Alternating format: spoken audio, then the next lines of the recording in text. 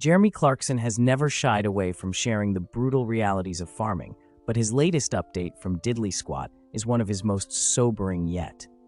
In a week already marked by heartbreak, the Clarkson's farm star says the year ahead could be nothing short of catastrophic.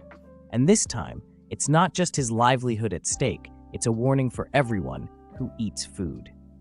In a candid post to social media, Clarkson sounded the alarm. "It looks like this year's harvest will be catastrophic," he wrote.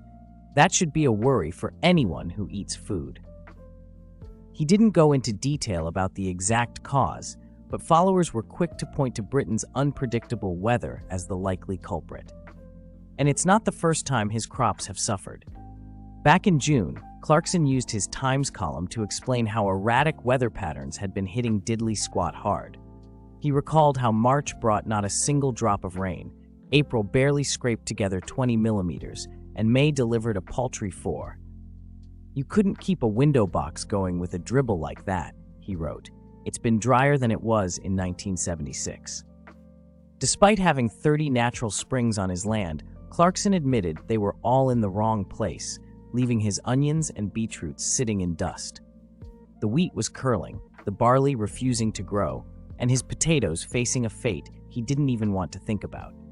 Now, the grim outlook for this year's harvest comes on the heels of an even more immediate crisis, an outbreak of bovine tuberculosis on the farm. Just days ago, Clarkson announced that Diddley Squat would have to close temporarily while his team dealt with the fallout, though the farm shop would remain open. "Bad news from Diddley Squat. We've gone down with TB. Everyone here is absolutely devastated," he posted. Clarifying the situation, he explained, "It's bovine TB that we have. It doesn't affect people, just our poor cows." Speaking to Times Radio, he revealed the emotional toll of the news. "It's awful. It is awful," he said. "You have a test every 6 months on the cows, and then you sort of become blasé. It's a hypothetical threat. And then the vet looks up and says, 'I'm really sorry this one's failed. That means we're now locked down, and it's just dreadful.'" As if the week wasn't hard enough, Clarkson also shared another personal loss. A puppy had died that very morning, and a calf was gravely ill. "Honestly, farming? I'm not enjoying it this week," he admitted. Between the looming harvest disaster, the TB outbreak, and the emotional strain of losing animals, Clarkson's latest chapter at Diddley Squat is a stark reminder of just how unpredictable and unforgiving life on the land can be.